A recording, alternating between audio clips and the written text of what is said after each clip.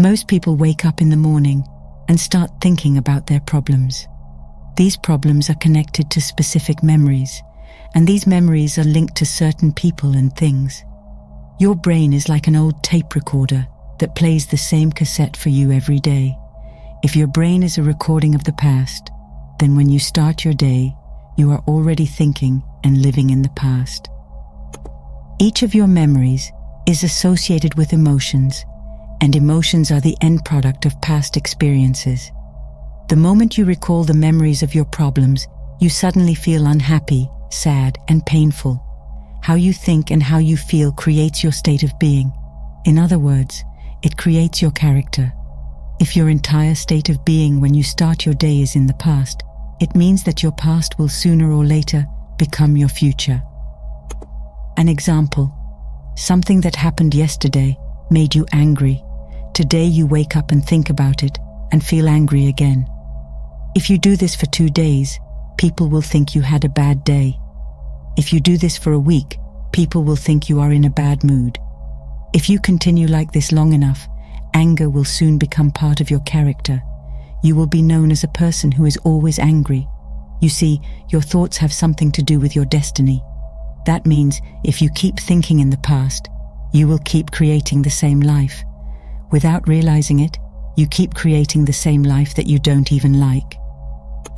It usually goes like this. You wake up and grab your phone, read a few emails or texts, then check the news, and finally feel connected to everything that is familiar in your life. After that, you go through a series of routine behaviors. You get out of bed on the same side, go to the bathroom, get a cup of coffee in your favorite mug, shower, get dressed, and take the same bus or drive the same route to work. Finally, you arrive at work and see the same people who push the same emotional buttons. After work, you rush home to do the same thing again tomorrow. This becomes your routine, and routine works like a computer program, and now you have lost your free will to a program. You are no longer in control. The subconscious program is. By the time we are 35 years old, 95% of our personality consists of memorized behaviors, emotional reactions, unconscious habits, hardwired attitudes, beliefs, and perceptions that function like a program. Then you can use your 5% conscious mind to say, I want to be healthy, I want to be happy, I want to be free. But the body is being controlled by a different program. You are pitting the 5% conscious mind against the subconscious that makes up 95%. It's like having an average thin man compete against an Olympic powerlifter in a weightlifting competition. No wonder you can't make changes and end up reverting to the old program, creating the same life. So how can you start making changes? Well, you have to go beyond the analytical mind, because what separates the conscious mind from the subconscious is the analytical mind, and this is where meditation comes in. Through the practice of meditation, you can learn to change and slow down your brain waves. And if you do it right, you can enter the operating system where you can start making fundamental changes. Most people wait for a crisis, trauma, illness, or diagnosis to start making changes. But why wait until something negative happens? You can learn and change in a state of pain and suffering, or you can learn and change in a state of joy and inspiration. Most people spend 70% of their lives surviving. They live in stress. Therefore, based on past experiences, they always expect the worst-case scenario. As a result, they choose the negative things out of the infinite potential of the quantum field. They choose the worst possible outcome. It's like looking at a menu with an infinite number of dishes and drinks and picking the worst option. This is how it happens. Every time you remember the negative event, you produce the same chemistry in your brain and body as if the event were happening again. You send the same emotional signals to your body. In a sense, your body is your subconscious. Your body doesn't know the difference. The body thinks the event is actually happening right now.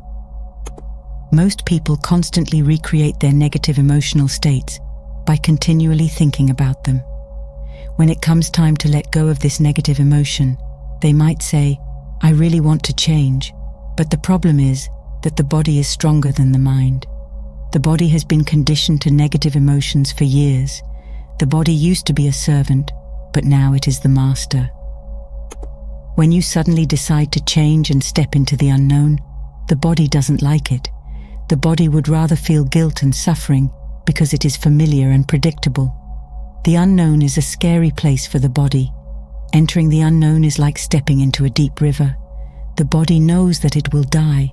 If you manage to get to the other side of the river, it will do everything it can to stop you. That's why, the moment you start meditating, suddenly your nose itches. You remember an important task you needed to do, or a memory from 20 years ago pops up out of nowhere. That's your body saying, "Come on, give up and let's go back to our old miserable life." The body has many tools, and it will use every one of them to stop you from entering the unknown. The unknown is the best place to create your future, and the easiest way to get into the unknown is through meditation. Once you are in a deep meditative state, you can begin to create your future. What kind of new life do you want? What behaviors do you want to exhibit? What kind of person do you want to be? The best way to create your future is to close your eyes and mentally rehearse the things or behaviors you want for your life.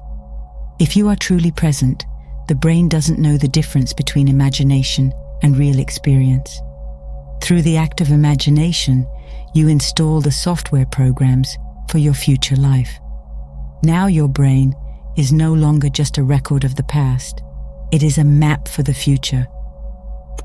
And if you continue like this, you might even start behaving like a happy person. The hardest part is teaching your body on an emotional level what the future will feel like before you actually experience it. It's not enough to just imagine it. You have to feel it emotionally in your body. If thoughts are the language of the brain, then feelings are the language of the body. Through feelings and emotions, your body understands what your mind is telling it. If you don't feel anything, it means your body isn't receiving the signal. It's like having an internet modem in your room that works, but you can't connect because you've turned off the Wi-Fi on your phone. The moment you start feeling the emotions of your thoughts, you are connected to the internet, and you can start downloading your future life. What does this mean? It means that you no longer have to wait for success to feel successful. You don't need to wait for wealth to feel abundant. You don't have to wait for your new relationship to feel love. According to the quantum model of reality, the moment you feel rich and valuable, you create wealth. The moment you start feeling it, you begin moving towards your future. This means that you become the creator of your future. You no longer live as a victim, saying things like, "I am this way because of that person," or because of that experience. Unfortunately, many people today are victims of their own negative thoughts from the past. Most people are unaware of this, but here's the thing about thoughts. Just because you have a thought, it doesn't mean it's true. I repeat, just because you have a thought, it doesn't mean you should act on it. On average, you think 60,000 to 70,000 thoughts a day. 90% of these thoughts are the same as the day before.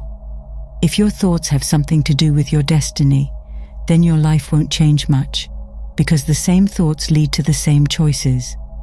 The same choice leads to the same behavior. The same behavior creates the same experience, and the same experience produces the same emotion. That's why it's so important to meditate, so you can become more aware of how you think, how you act, and how you feel. The more aware you are, the less likely an unwanted thought will slip past your consciousness unchecked. The word meditation means to become familiar with something.